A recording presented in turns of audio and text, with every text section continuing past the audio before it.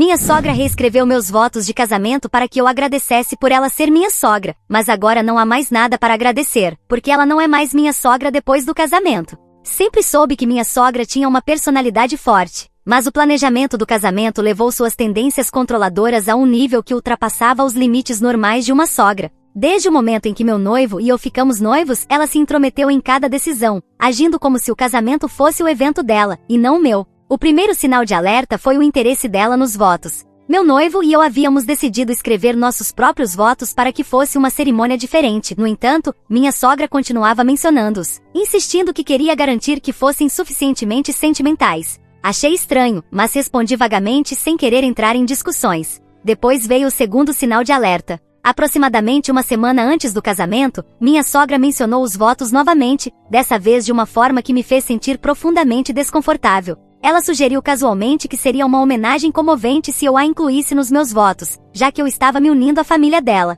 Ri pensando que fosse uma piada, mas o rosto dela dizia outra coisa. Ela argumentava que um casamento não é apenas sobre duas pessoas, trata-se de unir famílias. Mudei de assunto, esperando que ela deixasse isso de lado. O verdadeiro alerta chegou na noite anterior ao casamento. Eu estava com minhas damas de honra, revisando os últimos detalhes, quando uma delas mencionou algo estranho. Mais cedo naquele dia, ela havia ouvido minha sogra sussurrando para o oficiante sobre uma mudança de última hora nos votos. Na manhã seguinte, enquanto os preparativos do casamento estavam em pleno andamento, não conseguia tirar da cabeça a sensação de que minha sogra estava tramando algo. Eu deveria estar concentrada no meu cabelo e maquiagem, mas minha atenção continuava se desviando para ela. Ela estava de um humor estranhamente bom, até presunçoso, desfilando pelo local como se fosse ela quem iria se casar. Então chegou o momento que eu temia. Aproximadamente 30 minutos antes da cerimônia, o oficiante se aproximou de mim com uma expressão confusa. Ele me entregou um papel cuidadosamente dobrado, explicando que minha sogra havia lhe dado aquilo mais cedo, insistindo que era uma atualização de última hora dos meus votos. Ele achou estranho e quis se certificar de que eu realmente havia aprovado a mudança. Eu disse que não havia nenhuma mudança prevista. Comecei a ler os novos votos, e em questão de segundos soube que não eram meus votos de forma alguma, ou que pelo menos haviam sido alterados significativamente para incluir passagens falando sobre uma criatura horrível, minha sogra. As palavras começavam de forma familiar, mas depois se distorciam em algo completamente diferente, linhas sobre priorizar para sempre a família do meu marido, buscar sempre a orientação da minha sogra e valorizar a sabedoria da mulher que o criou. E a pior parte, uma declaração direta de que eu sempre colocaria minha sogra em primeiro lugar, honrando-a e respeitando-a como a base do nosso casamento. Minha sogra realmente havia reescrito meus votos para que girassem em torno dela. Ela presumiu que eu não os leria antes da cerimônia, que estaria distraída demais ou confiante demais para revisá-los. Provavelmente havia planejado entregá-los no último minuto, garantindo que, sem saber, eu os lesse diante de todos, comprometendo-me publicamente com ela em uma sala cheia de testemunhas. Mas o plano dela deu terrivelmente errado, porque eu descobri antes e agora tinha muito trabalho a fazer. Dobrei os votos falsos e os guardei no bolso. Em seguida fui até o oficiante e disse para ele usar os votos originais, os que eu havia escrito. Ele assentiu, aliviado por ter verificado comigo antes. Agradeci a ele, grata por sua integridade. Enquanto me dirigia para a cerimônia, vi minha sogra sentada na primeira fila, praticamente resplandecente de satisfação. Ela não fazia ideia de que eu conhecia seu plano e estava prestes a dar uma lição a ela. Permiti-me um pequeno, porém significativo, sorriso. Isso ia ser interessante. A música começou. Meu pai, ao meu lado, apertou minha mão de forma tranquilizadora antes de me conduzir pelo corredor. Concentrei-me no meu noivo, meu futuro marido que me esperava no altar. Por um momento, tudo mais desapareceu. Este era o nosso dia, e eu não ia permitir que ninguém o arruinasse. Minha sogra, no entanto, tinha outros planos. Ao passar pela primeira fila, a vi sentada lá, praticamente radiante de orgulho, como se ela tivesse orquestrado todo o evento. Ela me deu um pequeno aceno de cabeça, como se esperasse algum tipo de gratidão. Mantive meu rosto neutro e segui em frente. A cerimônia começou lindamente. O oficiante falou sobre amor, companheirismo e compromisso, esse tipo de coisa. Zero menções à minha sogra. Então chegou o momento dos votos. Virei-me para encarar meu futuro marido, com o coração batendo acelerado. Não porque eu estivesse nervosa, mas porque sabia o que estava prestes a acontecer. O oficiante me olhou de forma expectante e me deu um leve sinal. Essa era minha deixa. Alcancei meu bolso, meus dedos roçando o papel amassado que minha sogra havia me dado, antes de puxar meus votos reais. Desdobei-os, respirei fundo e comecei a falar. Coloquei todo o meu coração em cada palavra, falando sobre meu amor pelo meu noivo, minha empolgação com o nosso futuro e minhas promessas a ele como sua esposa. Zero menções à minha sogra. Enquanto falava, vi a mudança acontecer em tempo real. O rosto da minha sogra se transformou de satisfação presunçosa para confusão. Foi quando ela percebeu que aquilo não era o que ela havia escrito. Quando a cerimônia terminou e o oficiante nos anunciou como marido e mulher, eu praticamente podia sentir o ardor do olhar dela cravado em mim. Aquela mulher estava cheia de ódio. Meu novo marido me beijou e os convidados explodiram em aplausos. Mas eu sabia que os verdadeiros fogos de artifício estavam apenas começando. Enquanto caminhávamos pelo corredor, de mãos dadas, preparei-me mentalmente. Minha sogra não ia deixar isso passar. E claro, ela não deixou. Quando chegamos ao salão da recepção, já podia sentir a tensão se acumulando. Minha sogra não havia causado uma cena durante a cerimônia, mas sabia que isso só aconteceu porque ela ficou sem opções. Não havia chance de ela deixar isso passar sem lutar. Minha sogra havia mantido certa distância, mas havia em várias ocasiões durante a noite, e ela não estava feliz. Não estava apenas chateada, ela estava furiosa. E quanto mais as pessoas vinham até mim com elogios sobre meus votos, pior ela ficava. Não demorou muito até que ela finalmente explodisse. Eu estava parada perto da mesa do bolo, conversando com alguns amigos quando ouvi. E se você já ouviu minha sogra falar, sabe que não é uma voz agradável. Ela havia encurralado meu marido. Virei-me bem a tempo de vê-la agarrar o braço dele, puxando levemente para o lado, e ela estava transformada em um animal raivoso, contorcendo-se. Ela o questionava sobre o que havia acontecido, porque os votos haviam sido mudados no último minuto e se ele sabia disso. Meu marido estava confuso, porque eu nunca cheguei a contar a ele o que havia acontecido. De qualquer forma, para seu crédito, ele não recuou. Disse a ela que os votos que eu havia dito eram os que sempre planejei dizer e que ele nunca esperou nada diferente. Em resumo, essa resposta não a satisfez. Ela exigiu saber por que ele havia mentido para ela, porque havia prometido incluí-la nos meus votos para depois humilhá-la diante de todos. Nesse ponto, decidi que já tinha ouvido o suficiente. Então fui até onde eles estavam conversando e disse que nunca prometi nada a ela, que tomar a liberdade de reescrever meus votos pelas minhas costas não era uma promessa e que ela não podia esperar que eu descobrisse aquilo e não fizesse nada a respeito. Mesmo que eu não tivesse descoberto antes da cerimônia, provavelmente teria parado de ler no meio, e eu teria me concentrado em dizê-los de memória. Não estava falando particularmente alto, só estava explicando para ela. Mas você sabe o que acontece quando alguém fala em um certo tom. Os ouvidos das pessoas fofoqueiras se aguçam. E não digo isso como algo ruim, já aconteceu comigo também. Se antes o rosto da minha sogra era o de um animal raivoso, agora era o de um animal raivoso com gripe aviária e cólicas estomacais. Ela começou a gritar ali mesmo, no meio da recepção, alegando que eu a havia humilhado, que a havia desrespeitado diante de toda a nossa família e amigos. Se até então havia pessoas que não tinham ouvido, bom, agora ouviram. Exigia saber por que eu estava tão empenhada em afastá-la, quando tudo que ela sempre quis foi ser incluída. Olhei para ela como quem diz, do que essa mulher está falando? Na mente dela, ela era realmente a vítima de tudo isso. Mas eu não precisei intervir, porque para isso estava meu sogro. Ele tinha estado de pé ao lado, observando tudo se desenrolar, então estava no lugar certo, na hora certa. Disse à minha sogra que ela precisava parar de envergonhar a si mesma e a família, e que mudar os votos matrimoniais para torná-la o centro da cerimônia não era certo. O dia não era sobre os caprichos dela, era sobre outras pessoas, e que ela deveria parar de se comportar daquela maneira. Mas você acha que minha sogra ligou para o fato de que o próprio marido estava a repreendendo? Acha que ela aceitou que estava errada e pediu desculpas? Pois não. Ela simplesmente ficou com raiva do meu sogro e disse que tudo aquilo também era culpa dele. Que se ele a tivesse apoiado, eu teria aceitado dizer algumas palavras carinhosas para ela naquele dia. Meu sogro parecia completamente esgotado. Simplesmente balançou a cabeça e se afastou, deixando minha sogra ali parada, atônita e tremendo de raiva. Minha cunhada, que tinha estado rondando por perto, finalmente interveio, tentando acalmar minha sogra, mas ela não queria saber de nada. Afastou bruscamente o braço enquanto dizia que não ia tolerar esse tipo de tratamento, que ela era importante demais para ser humilhada diante de todos. Obviamente, todos estávamos contra ela, e ela era a vítima. E então, em uma demonstração verdadeiramente espetacular de dramatismo, ela saiu do salão de recepção. As portas se fecharam com força atrás dela, e de repente ela havia ido embora. Ninguém sabia exatamente o que fazer. Mas então, quase como se fosse algo ensaiado, meu sogro suspirou, bateu palmas suavemente e murmurou algo sobre finalmente poder desfrutar de uma refeição em paz.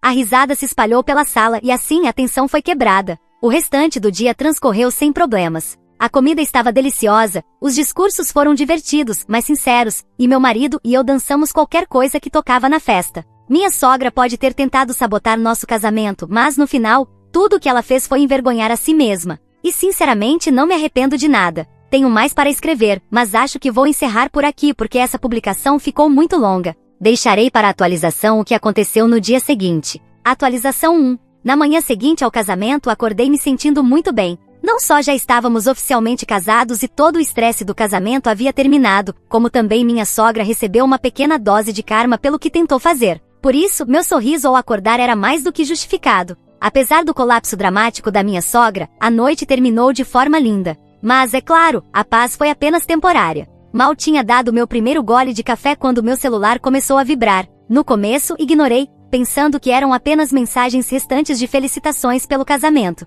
Mas então o celular do meu marido também começou a tocar. E de novo. E de novo. Finalmente cedi e fui verificar minhas mensagens. Minha sogra não havia desaparecido em silêncio. Ela passou a noite inteira desabafando nas redes sociais, com uma publicação dizendo que eu só me casei com o filho dela para poder humilhá-la, que usei o casamento do filho como forma de me vingar dela, que a traí e que a excluí intencionalmente dos votos, mesmo depois de ter prometido incluí-la. Ela distorceu completamente os fatos. Em sua versão da história, ela era pobre velhinha bondosa, segundo suas próprias palavras, e seu filho era um ingrato e a nora uma megera. E o pior de tudo, sua publicação viralizou. Familiares que nem sequer tinham comparecido ao casamento já estavam tomando partido. Alguns a defendiam com indignação, dizendo que seu único filho a havia abandonado por alguma mulher egoísta que nem ao menos reconhecia a mulher que o criou. Outros estavam genuinamente confusos, perguntando do que ela estava falando, pois achavam super estranho alguém querer ser incluída nos votos. E então estavam aqueles que haviam estado no casamento.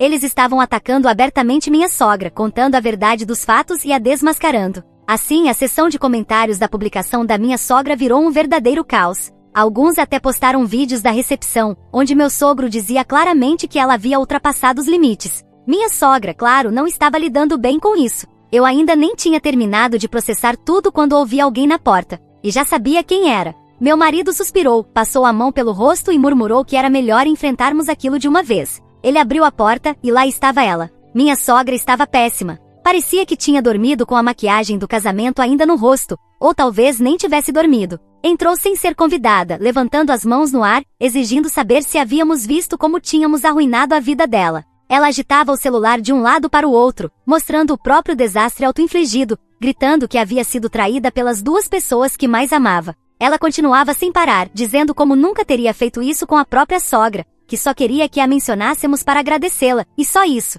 Mas não, eu teria feito um esforço deliberado para humilhá-la diante de todos. Meu marido, ainda muito mais paciente do que eu teria sido, tentou fazê-la se acalmar. Disse que foi ela quem se envergonhou, que ninguém pediu para ela reescrever meus votos e que se tivesse respeitado os limites, nada disso teria acontecido. Mas o fato de meu marido me defender só fez com que ela perdesse ainda mais o controle. Começou a gritar que ele havia mudado depois de me conhecer, que antes de eu aparecer, ela era a pessoa mais importante da vida dele, que era a mãe dele e que eu a havia roubado. Eu disse friamente que não roubei nada, que ela era a mãe dele, mas eu era a esposa. E o fato de ela ver esses dois papéis como concorrentes era exatamente o motivo de estarmos nessa situação. O que, na verdade, era doentio. Com esse comentário, ela levou a mão ao peito como se eu a tivesse atingido fisicamente. Antes que pudesse começar sua próxima rodada de dramatismo, meu sogro chegou, e claramente não estava de bom humor. Ele a havia seguido de casa quando ela saiu, porque naquele estado e com aquela cara, que parecia ter sido maquiada por um macaco, ela definitivamente não estava em seus melhores dias. Desde o momento em que entrou, já balançava a cabeça como quem tinha perdido a paciência. Disse à minha sogra que parasse de se ridicularizar, que estava se envergonhando novamente e que se esperava que ele a apoiasse, estava muito enganada. Minha sogra se virou para ele, genuinamente surpresa, e perguntou como ele podia ficar do meu lado depois de tudo o que aconteceu, depois que ela só queria fazer parte do casamento do próprio filho. Meu sogro a encarou por um longo momento antes de dizer que ela não tinha direito de ser o centro de tudo só por ser a mãe de alguém. A essa altura, minha sogra já era um mar de lágrimas, balbuciando que não só havia perdido o filho por minha causa, mas agora também o marido. Perguntou a ele se estava tendo um caso comigo, porque essa seria a única explicação para estar me defendendo em vez da própria esposa. Meu sogro respondeu que não era necessário nenhum caso ou infidelidade para odiá-la, porque ela fazia um ótimo trabalho nisso sozinha. Meu marido disse para ela ir embora. E eu também pedi que ela fosse, que era hora de ir e parar de inventar desculpas. Minha sogra gritou que ele é que era o verdadeiro problema, que nunca a apoiou, e que se ele tivesse sido um marido melhor, talvez o filho deles não a tivesse abandonado por uma mulher vingativa que queria apagá-la da vida dele. Aquilo foi a gota d'água para o meu marido. Pela primeira vez desde que tudo começou, ele levantou a voz e disse que estava farto. Disse que a obsessão dela em ser a primeira na vida dele não era normal, que nenhuma mãe saudável agiria daquela forma, e que, se ela não conseguisse aceitar que agora ele era um homem casado, então ela o perderia por completo. Assim como no casamento, ela saiu furiosa de casa. Mas ao menos, serviu para que ela fosse embora e parasse de acusar todo mundo de tudo que passava por sua cabeça. Meu sogro disse com ironia que finalmente teria uma tarde tranquila agora que ela tinha outro ataque de nervos em que se concentrar. Atualização 2. Durante alguns dias de santa tranquilidade após a saída dramática da minha sogra, tudo ficou em silêncio. Silêncio demais. Eu sabia, melhor do que ninguém, que ela não tinha desistido. Se havia algo que aprendi sobre ela, era que ela se alimentava de drama, e se não estava no centro dele, estava criando uma nova situação para se colocar ali. Então, quando meu marido recebeu uma ligação da tia dele, eu não me surpreendi. Aparentemente, minha sogra havia iniciado uma campanha completa para reunir apoio. Ela marcou todos os que a apoiaram na sua primeira publicação, para transformá-los em seu exército contra mim. Um exército de 5 pessoas, provavelmente todas maquiadas tão mal quanto ela. Agora já nem acho que ela tenha sido maquiada por um macaco. Acho que o macaco engoliu a maquiagem e depois a expeliu direto no rosto dela. Enfim, era gente tentando defender minha sogra, mas eram tão poucos que nem faziam muito barulho, para falar a verdade. Mas aí recebo uma mensagem da minha mãe perguntando se estava tudo bem, porque minha sogra tinha acabado de ligar para ela, soando absolutamente devastada. Meus pais literalmente estiveram no casamento. Felizmente, minha mãe sabia exatamente como minha sogra era, mas nem ela esperava que minha sogra tentaria manipular a minha própria família contra mim. Liguei para minha mãe imediatamente, e ela me contou que minha sogra havia despejado uma história lacrimosa de 22 minutos, sobre como estava sendo empurrada para fora da vida do próprio filho. Ela implorou para minha mãe falar comigo, dizendo que sabia que eu só estava agindo por despeito e que no fundo eu era uma boa pessoa porque ela, minha sogra, tinha me criado. Que simplesmente não conseguia acreditar que eu pudesse ser tão cruel a ponto de eliminá-la completamente da vida do filho dela. Minha mãe deixou que ela falasse e então fez uma pergunta simples, exatamente como eu havia afastado ela da vida do meu marido? Minha sogra ficou sem palavras, claramente desconcertada pela pergunta. Ela esperava que minha mãe a ajudasse depois de elogiá-la. Presumia que se fazendo passar por uma mãe sofrida, tocaria alguma fibra sensível na minha mãe, que meus próprios pais me repreenderiam e me forçariam a pedir desculpas. Mas minha mãe fez aquela pergunta e a pegou desprevenida.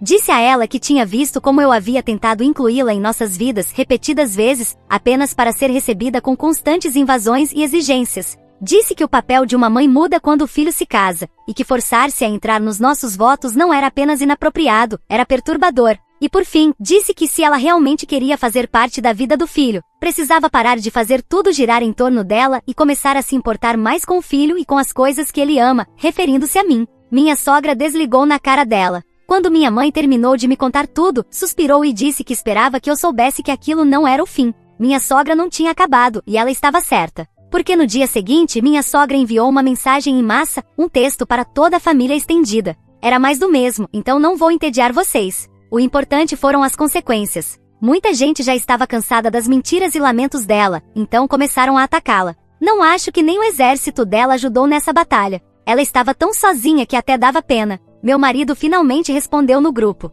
Teria preferido fazer isso em particular, mas como ela estava obcecada com tornar tudo isso público, ele deu a ela exatamente o que queria. Disse que toda a comunicação se encerrava ali, e que a próxima seria através de advogados. Também deixou claro o motivo pelo qual a estava cortando da sua vida. E já que a família estava lendo, aquela também era a explicação para eles. Que não queria ouvir ninguém falando sobre a mãe dele, porque as razões para o afastamento eram responsabilidade dela mesma, então não havia ninguém a quem culpar. E que seria melhor que todos se mantivessem fora disso, porque ele não iria tolerar nenhuma pessoa, não importava quem fosse, dizendo, mas é a sua pobre mãe. Depois disso, ele saiu do grupo, por sorte. Ou por azar, eu fiquei e pude ler alguns comentários. A grande maioria, os que estavam do meu lado, disseram que entenderam e prometeram não tocar mais no assunto. E minha sogra foi expulsa do grupo pelo administrador. Enquanto isso, os macacos voadores, que não devemos confundir com os macacos maquiadores, não disseram absolutamente nada. Só meu sogro falou algo. Assim como meu marido, ele não queria fazer isso em público, mas aquele já era o campo de batalha da minha sogra. Então ele também faria um pronunciamento para que não restassem dúvidas.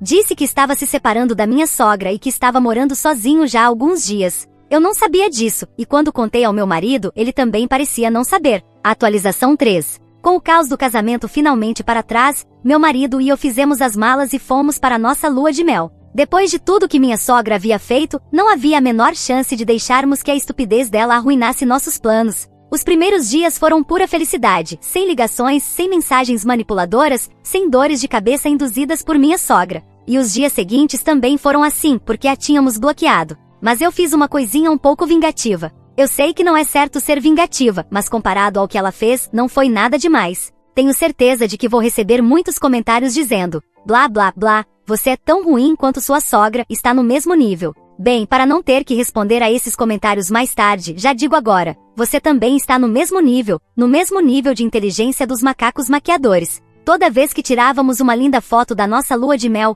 fosse curtindo um jantar luxuoso, descansando na praia ou simplesmente tomando coquetéis, eu desbloqueava minha sogra apenas o tempo suficiente para enviar a foto para ela, e depois bloqueava de novo antes que pudesse responder. Foi mesquinho? Sim. Imaturo? Talvez. Mas foi tão satisfatório. Meu marido nem ficou incomodado, pelo contrário, achou hilário. Ele até começou a inventar legendas para acompanharem as fotos, como, depois daqui, vamos comprar um presente para minha sogra. Ah, é verdade, eu nem tenho uma. Coisas assim. Quando meu sogro descobriu o que eu estava fazendo, quase engasgou de tanto rir. Disse ao meu marido que eu era sua nova pessoa favorita. Aparentemente, ela estava ligando e mandando mensagens para ele, gritando que eu estava torturando de propósito. Mas meu sogro não está respondendo. Ele está mais preocupado em fazer com que essa separação se torne algo mais definitivo. Sim, neste ponto, ele está planejando o divórcio. Atualização 4. Eu não sabia que muitos de vocês estavam formando um clube de fãs do meu sogro, chamando ele de o MVP da minha história.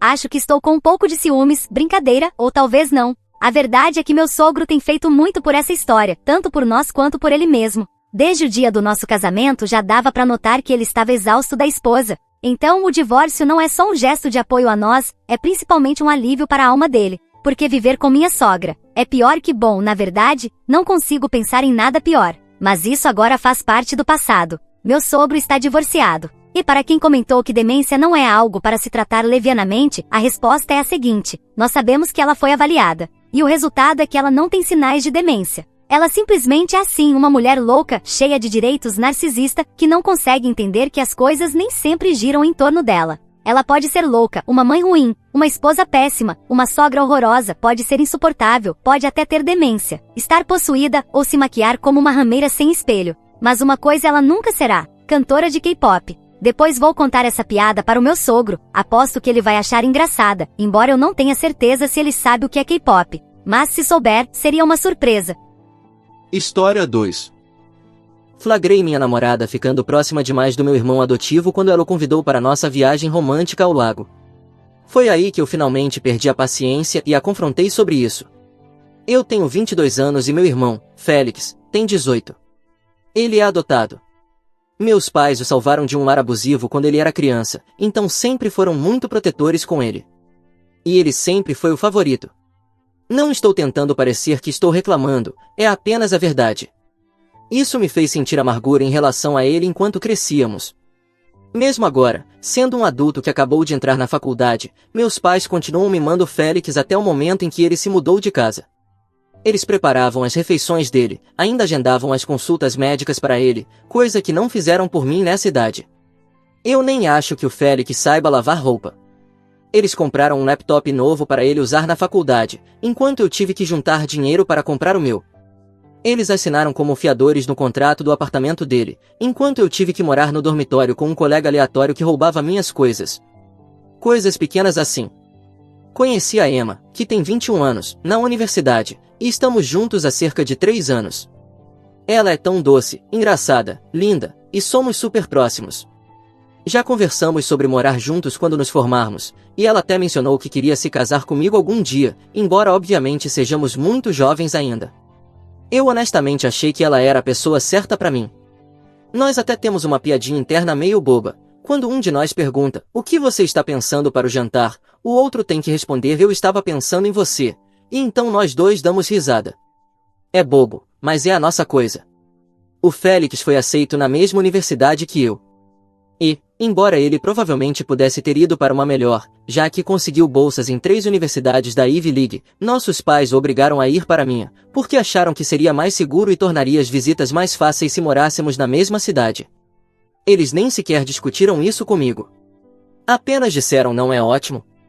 Vocês dois vão poder passar mais tempo juntos, mesmo que a gente mal interagisse em casa, para começo de conversa.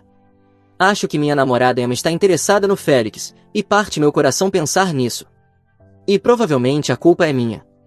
Quando eu estava ajudando o Félix a escolher as disciplinas, porque, claro, nossos pais pediram para eu ajudar, o curso dele tinha algumas matérias em comum com o da Emma, então eu inscrevi em algumas aulas dela. Fiz isso porque, A. Eu não fazia ideia no que mais basear a escolha, e B. Se eles estivessem na mesma aula, eu poderia vê-los depois, mostrar o campus pro Félix, dar carona até o supermercado, etc., e ainda ver minha namorada. Nunca pensei no que poderia dar errado. No primeiro dia, fui encontrá-los depois da aula. Apresentei um ao outro e fomos comer em uma lanchonete no campus. Percebi que eles estavam se dando muito bem. Ela ria das piadas dele, perguntava sobre fatos aleatórios das aulas e depois ficava maravilhada com o quanto ele era inteligente quando ele sabia responder. Não me entenda mal, a Emma ainda estava muito mais grudada em mim, então, naquela época, achei que era só ela sendo ela mesma, doce como sempre. Ela é simpática com todo mundo, é uma das coisas que eu mais amo nela. Mas, com o tempo, a amizade deles ficou cada vez mais difícil de suportar. O Félix tem uma maneira de interagir com os outros que é muito insinuante, e ele nem parece perceber. Tipo, uma vez, tivemos uma reunião de amigos em casa e o Félix disse para uma das garotas que ela era tão bonita que, se visse a foto dela sendo usada para vender porta-retratos na loja, ele compraria a prateleira inteira, ou algo assim. Mas ele ficou surpreso quando ela o chamou para sair depois, e ele disse não. Ele faz esse tipo de coisa com todo mundo, até com outros caras, e agora com a Emma. Isso me deixa maluco, porque ninguém mais acha esse comportamento estranho ou desconfortável como eu acho. Mas garanto que, se um cara feio agisse como o Félix, de repente meus pais não iam achar tão fofo assim. Eu odeio o fato de que, toda vez que o Félix conhece alguém novo, essa pessoa fica imediatamente obcecada por ele. Sempre foi assim na nossa vida. E é só por causa dessas malditas covinhas e aquele olhar inocente de cachorrinho que faz as pessoas quererem protegê-lo. Enquanto isso, eu sou só o irmão chato e normal. Até no jantar de boas-vindas com meus amigos, todo mundo estava babando sobre o quanto ele era encantador e engraçado, enquanto eu só ficava sentado ali feito um idiota. A primeira coisa que realmente me incomodou foi quando fomos a um restaurante porque meus pais estavam na cidade e a Emma também foi convidada. Ela comentou como a comida dela estava boa, o Félix perguntou se podia experimentar e ela disse que sim. Mas, em vez de pegar um pouco do prato dela como qualquer pessoa normal faria, ele puxou delicadamente a manga dela, guiou a colher até a própria boca e agradeceu. Ela apenas deu risadinha. Eu sou louco por achar isso íntimo demais? Minha namorada alimentando meu irmão com a colher dela? Meus pais acharam uma gracinha. Foi aí que comecei a notar outras coisinhas. Teve uma vez que fomos a um bar. Eles deixaram o Félix entrar porque um amigo meu trabalha lá, mesmo ele não tendo 21 anos. A Emma pediu para ele tirar uma foto nossa, mas depois de tirar uma só de nós dois, ele tirou uma dele com a Emma, sem me perguntar. Ele estava com o braço na cintura dela. Ela postou essa foto dos dois no Instagram com a legenda Amiguinhos da Ciência e um emoji de coração. E não postou a nossa foto. Depois disso, comecei a perceber mais coisas sempre que ela mudava algo na aparência, o Félix percebia e elogiava. Ele chegou a brincar que, se a biologia não desse certo para ela, ela facilmente poderia seguir carreira como modelo. Já ouvi ele dizer esse tipo de coisa para inúmeras garotas, então falei para Emma que não significava nada. Mas ela pareceu estranhamente decepcionada quando eu disse isso.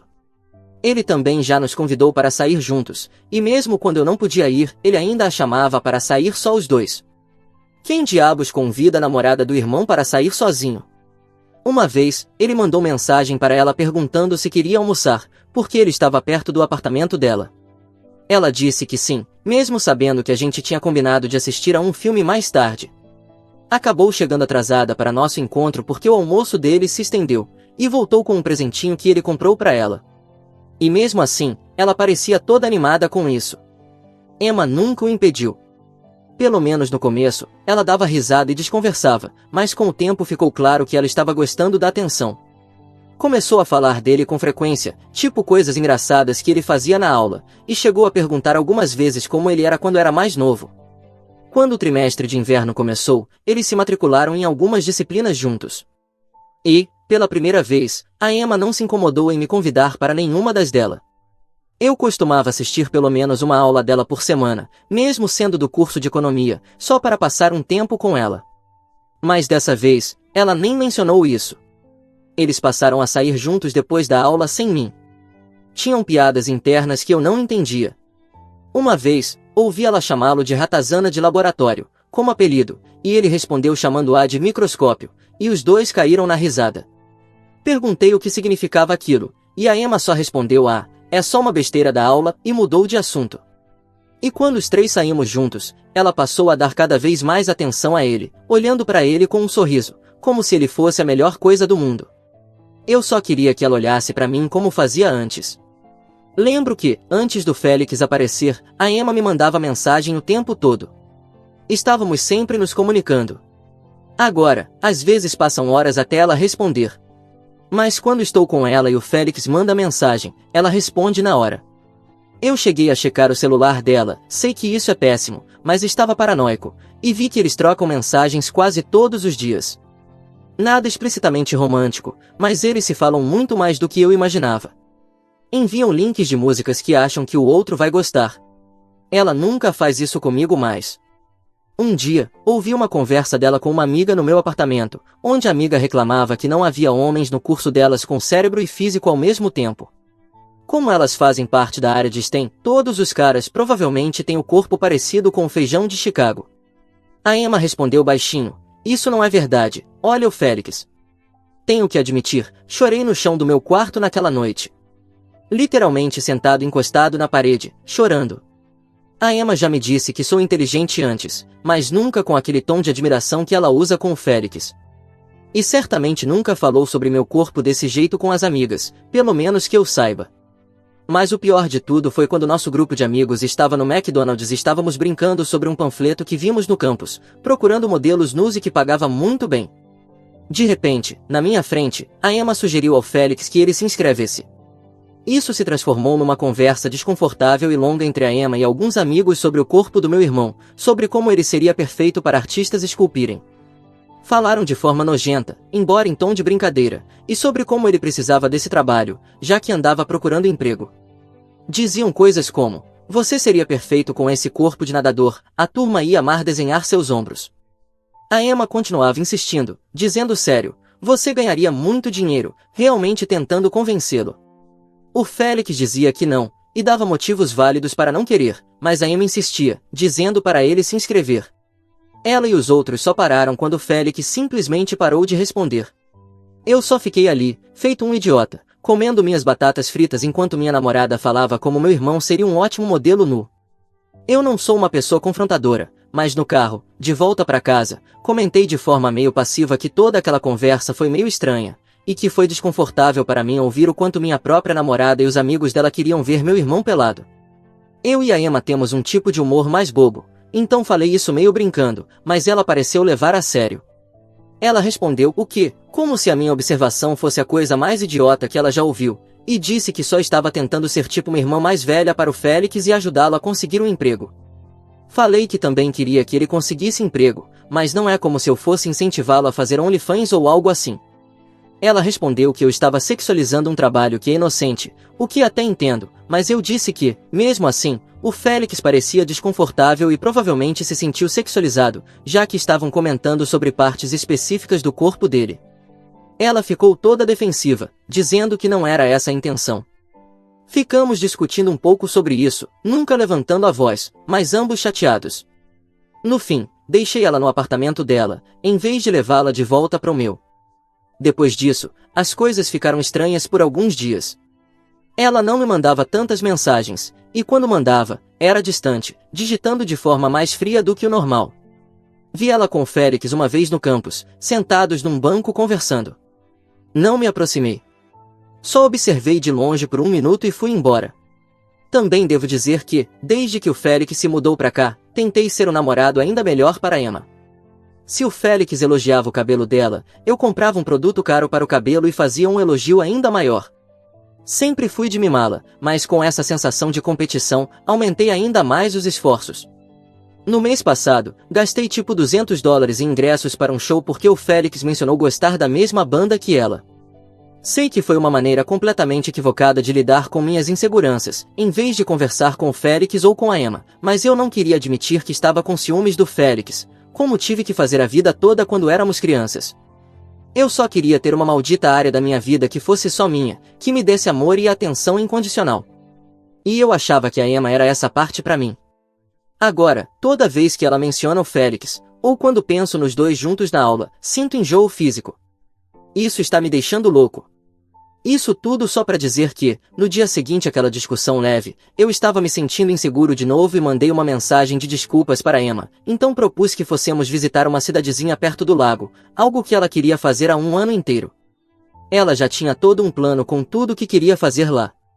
Sempre fui eu quem estava ocupado demais com as aulas e com meu trabalho de meio período, então ela ficou super animada. Ela escolheu um fim de semana, e passamos a semana anterior planejando tudo, decidindo as atividades, arrumando as malas, e ela reservou um quarto de hotel para nós. Ela tinha várias ideias, e parecia genuinamente feliz ao planejar tudo. Por um momento, tudo pareceu normal de novo, como era antes do Félix aparecer. Quando ela falava sobre tomar aquele sorvete, tinha um brilho animado nos olhos. E quando fiz uma piada sobre pegar uma cama king size no hotel, ela ficou vermelha, como ficava no começo do nosso namoro. Foi bom. Mas antes de partirmos na sexta-feira, ela me fez uma pergunta que me destruiu completamente. Perguntou se poderíamos levar o Félix. Nenhum outro amigo. Ela não perguntou se podíamos transformar a viagem em algo em grupo, ela pediu para levar só o Félix. Perguntei por que, em nome de Deus, levaríamos meu irmão mais novo se era para ser algo romântico entre nós dois. Ela explicou que os três sempre saímos juntos, e que ela já tinha contado ao Félix sobre a cidade do lago e o convidado para ir algum dia, então seria rude não levá-lo. Fiquei simplesmente em choque. Uma escapada romântica que ela queria fazer há um ano, e ela queria levar o Félix. Perguntei se era uma piada, e não era. Ela disse que seria divertido com ele lá também, que ele estava se sentindo solitário ultimamente e que a viagem faria bem para ele. Quando perguntei onde ele dormiria, ela disse: obviamente precisaríamos pegar um quarto com 2 camas então, como se eu fosse burro por não entender. Ou seja, além de convidá-lo, ela estava literalmente sugerindo mudarmos nossos planos de dormir na mesma cama, só para acomodar o Félix. Depois de guardar tudo por tanto tempo, eu explodi. Falei como os dois estavam me deixando arrasado. Como eu me sentia como um intruso toda vez que estávamos os três juntos. Falei do flerte, da conversa que ouvi sem querer, até mencionei brevemente como meus pais fizeram exatamente a mesma coisa comigo, mesmo que isso não tenha a ver com ela, mas disse que estava cansado de ser sempre a segunda opção de alguém. Disse a ela que parecia mais interessada em passar tempo com o Félix do que comigo. Relembrei a vez que ela chegou atrasada porque estava almoçando com ele. Falei sobre como ela se ilumina quando ele manda mensagem, como ela sempre ri mais das piadas dele do que das minhas. Perguntei diretamente se ela tinha sentimentos por ele. Acho que nunca fui tão direto ou confrontador com alguém na vida. Ela respondeu dizendo que eu estava exagerando totalmente, que estava agindo como se ela tivesse me traído, sendo que não fez nada. Eu nunca a acusei de traição. Ela disse que todas as interações com o Félix eram platônicas, e continuou explicando o lado dela da história até eu começar a me sentir culpado por ter ficado tão emocional. Ela disse que eu estava sendo paranoico, que não havia nada entre eles. Que eram só amigos, e que ela estava tentando ser legal com ele por ser meu irmão, porque sabe como a família é importante para mim. Mas eu disse que sentia muito e que não iria mais ao lago com ela. Isso a deixou furiosa. Ela disse que o hotel e alguns dos passeios cobrariam taxa de cancelamento. Mas eu não me importei. Ela começou a chorar e disse que eu estava exagerando. Eu só não conseguia mais. A ideia de vê-la sorrindo pro Félix o fim de semana inteiro enquanto eu fingia que estava tudo bem era demais para mim. Saí do apartamento dela e dirigi até minha casa sem dizer mais nada. Isso aconteceu há cerca de uma semana e, desde então, não vi mais nenhum dos dois. O Félix me mandou mensagem pedindo para conversar, só nós dois. Presumo que a Emma tenha contado a ele sobre a briga, mas eu o bloqueei. Meus pais ligaram perguntando por que eu não estava falando com o Félix, inventei uma desculpa sobre estar ocupado com a faculdade e o trabalho. Eles pareceram desconfiados, mas não insistiram. No dia seguinte, a Emma mandou mensagem perguntando se podíamos conversar, e eu simplesmente não respondi. Ela mandou mais algumas mensagens nos dias seguintes, mas eu não consegui me forçar a responder. Vi ela uma vez no campus, e me escondi dentro de um prédio para evitar encontrá-la. Sei que é infantil, mas eu simplesmente não consigo encará-la ainda. Eu realmente acho que o Félix está interessado na Emma? Não. Provavelmente ele é só super protegido pelos meus pais e não sabe se comportar direito. Mas acho que a Emma gosta dele? Sim. Mas eu ainda a amo tanto. Não consigo parar de pensar nela. Estamos juntos há 3 anos, e até o Félix aparecer, tudo era perfeito. Mas, e se eu estiver errado? E se ela realmente o vê apenas como um bom amigo? Para ser justo, eu nunca disse ao Félix para parar com o flerte. Nem mencionei para Emma que a amizade dela com ele me incomodava. Também fui eu quem colocou os dois nas mesmas aulas e os apresentou. Talvez tudo isso seja culpa minha, por ser tão inseguro. Mas então, por que ela teve que convidá-lo para nossa escapada romântica? Eu simplesmente não sei o que fazer. Atualização. Muita gente foi bem dura em relação à minha atitude com o Félix, e acho que mereci. Mas alguns de vocês não entendem como é crescer com alguém que está constantemente no centro das atenções. E para quem tá dizendo que estou inventando tudo isso, eu queria estar inventando. Enfim, aqui vai uma atualização sobre o que aconteceu entre minha namorada, 21F, meu irmão adotivo, 18M, e eu, 22M. Tentei acompanhar os acontecimentos conforme eles foram rolando, mas desculpa se o post ainda estiver longo ou confuso. Muita coisa aconteceu desde meu último relato, embora a maioria tenha sido só conversa, e não algo super dramático. Esclarecendo algumas coisas dos comentários. Eu bloqueei meu irmão porque estava com raiva dele por causa de tudo isso. Mas não expliquei o motivo, só bloqueei o número dele. Na minha faculdade, alunos do 3º ano podem ter aula com calouros. Existem percursos obrigatórios para se formar, mas dá para fazê-los no ritmo de cada um. A Emma tá fazendo um programa de 5 anos, então agora ela tá pegando algumas matérias de nível mais baixo que não conseguiu fazer antes. Minha namorada nunca sugeriu que o Félix fizesse OnlyFans. Fui eu que usei isso como comparação com o lance de posar nu. Teve gente achando nos comentários que ela falou isso de verdade, mas não é o caso. Por que eu não achei que o Félix gostava da Emma? Porque, por mais que eu odiasse o jeito como ele agia com ela, ainda era mais leve do que o jeito que ele age com os amigos homens desde o colégio. Ele é simplesmente uma pessoa extremamente física, e acho que isso vem do passado dele. Meus pais já disseram que, quando adotaram ele não deixava ninguém encostar nele, e agora ele foi pro extremo oposto. E desculpa por ter zoado a galera da STEM. Era só uma piada. Tenho certeza de que alguns de vocês são esculpidos por deuses gregos. Agora, a atualização de verdade. Depois de ler muitos dos comentários, percebi que precisava pelo menos ouvir o Félix antes de tirar conclusões. Então desbloqueei ele e mandei mensagem perguntando se ainda queria conversar. Ele respondeu na hora dizendo que sim, e nos encontramos numa cafeteria fora do campus, onde não correríamos risco de encontrar conhecidos. O motivo pelo qual o Félix me mandou mensagem, aparentemente, foi porque a Emma perguntou para ele sobre como eu fui criado. E algo que ela falou fez ele pensar que eu estava bravo com ele. Ela comentou que eu parecia chateado ultimamente e perguntou se isso podia ter a ver com a forma como nossos pais nos tratavam quando éramos menores. O Félix disse que achava que eu estava evitando ele, o que era verdade, mas que não sabia o porquê. Perguntei diretamente se ele gostava da Emma, e ele disse que não. Disse que só aceitou ir pro lago porque achou que eu queria que ele fosse. Aparentemente, a Emma falou para ele que a gente estava planejando uma viagem e queria saber se ele estava livre naquele fim de semana. Ele assumiu que ela queria dizer que nós dois queríamos ele lá. Pedi para ver as mensagens deles, sei que é uma violação de privacidade, mas eu estava desesperado. Ele hesitou, mas aceitou, o que me surpreendeu. Ficamos uns 20 minutos ali, enquanto eu rolava a conversa deles. As mensagens não eram explícitas, mas mesmo assim pareciam íntimas.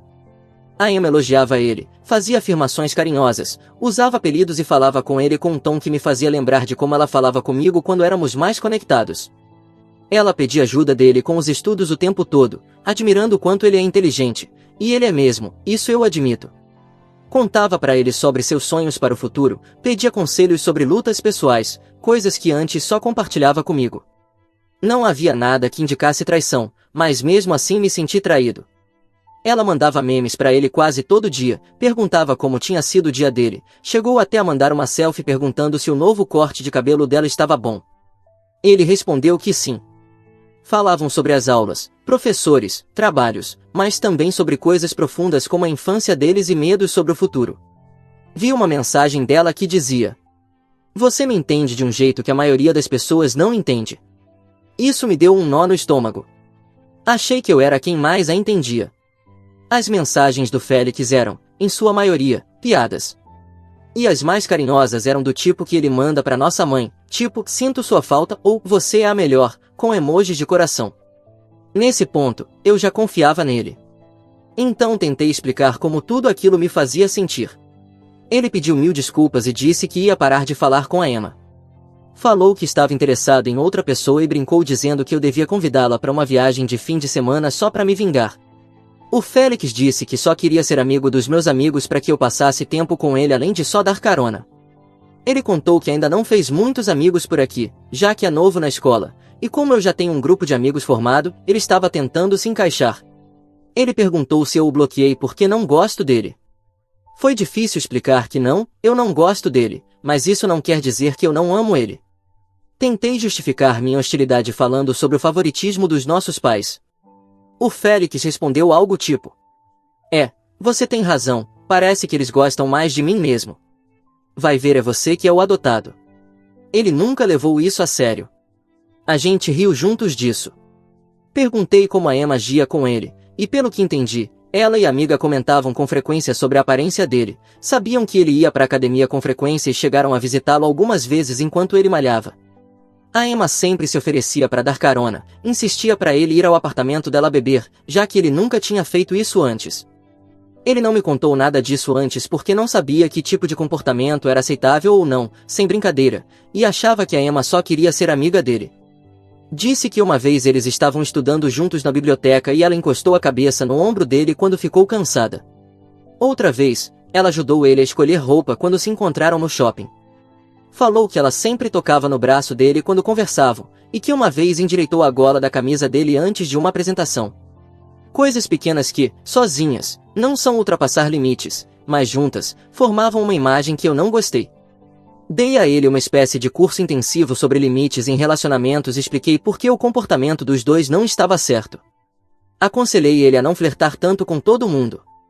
O Félix disse que só tenta tratar as mulheres da mesma forma que trata os homens, mas prometeu tentar mudar.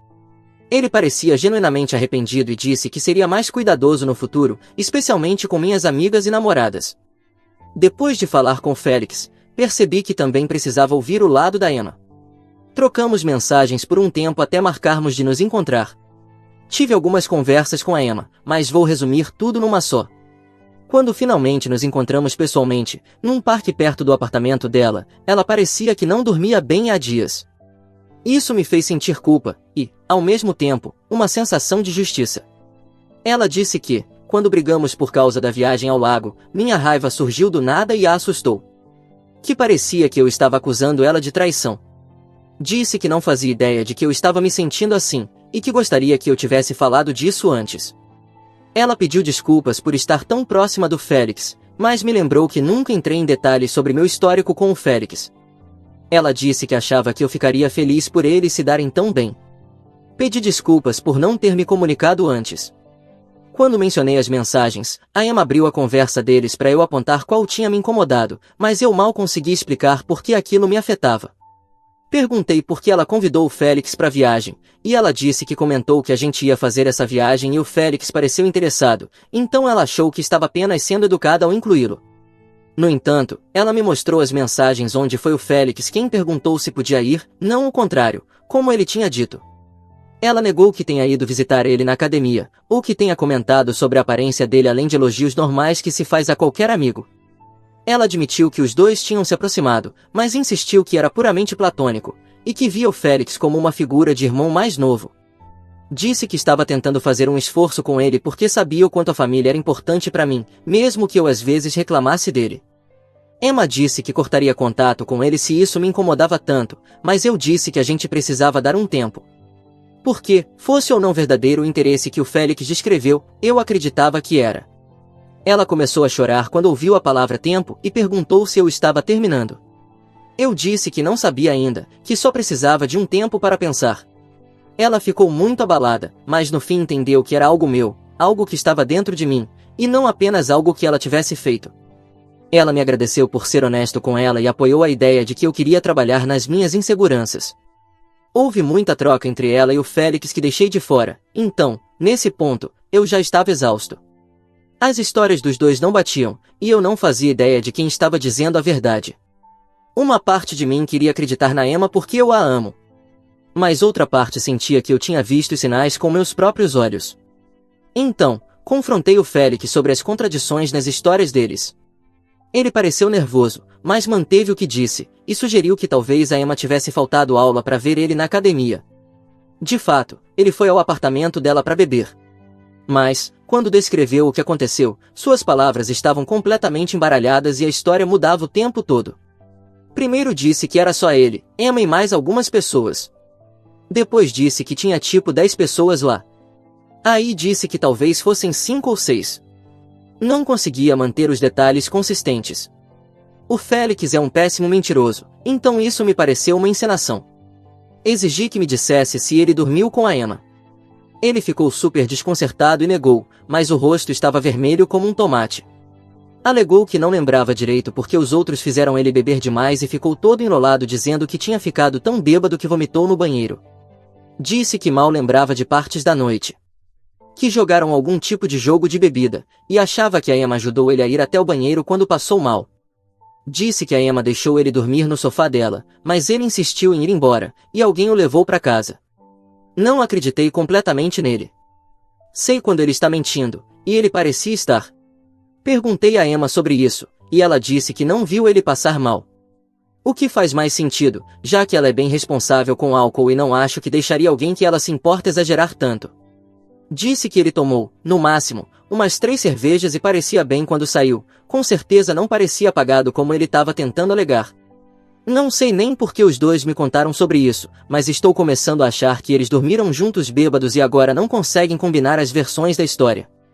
Outro dia, o Félix reduziu bastante o comportamento carinhoso e flertante com os amigos. Então parece que está tentando me mostrar que está ouvindo meus conselhos. Vi ele conversando com uma amiga e manteve bastante distância, não tocou nela nenhuma vez. Mas sinto que ele só ouviria tanto assim, se estivesse se sentindo muito culpado. E isso quase me faz acreditar ainda mais que ele teve algo com a Emma. Disse algumas coisas bem duras para ele quando estávamos sozinhos, mas me arrependo agora, porque provavelmente estou exagerando. Seria muito fora do caráter de ambos ter um caso. A Emma sempre foi leal antes disso tudo, e o Félix nunca demonstrou interesse em namorar ninguém. Pensei até em fazer o Félix mandar uma mensagem fake do tipo "quer sair comigo?" para a Emma só para ver se ela mentiu sobre os sentimentos. Mas se ela disser sim, eu vou me sentir um lixo. E se ela disser não, ainda assim não saberei se é verdade ou se ela só respondeu isso porque sabe que ele não tá interessado. Tô cansado de me sentir paranoico. E eu não estava preparado para a ausência da Emma ser tão surreal assim para mim. Agora me sinto desconectado da realidade. Não tenho dormido bem. Fico checando o celular, esperando uma mensagem dela. E aí lembro que estamos dando um tempo, e me dá um enjoo de novo. Já pensei em entrar em contato com os outros que estavam na noite da bebedeira para ouvir a versão deles. Mas também só queria focar em outras coisas agora. Acho que vou seguir o conselho de alguns comentários e procurar um terapeuta. Essas semanas têm sido muito difíceis desde que tudo isso aconteceu. Ontem meus pais me ligaram perguntando por que o Félix está tão abatido. Tive que mentir e dizer que não sabia de nada. Eu só não sei mais em quem acreditar. Ou se estou inventando tudo isso na minha cabeça, por causa das minhas questões mal resolvidas com o Félix. Acho que é isso, por enquanto. Talvez eu atualize de novo se algo significativo acontecer. Mas por agora, estou só tentando sobreviver a cada dia. Obrigado por ter lido até aqui, se você chegou ao fim.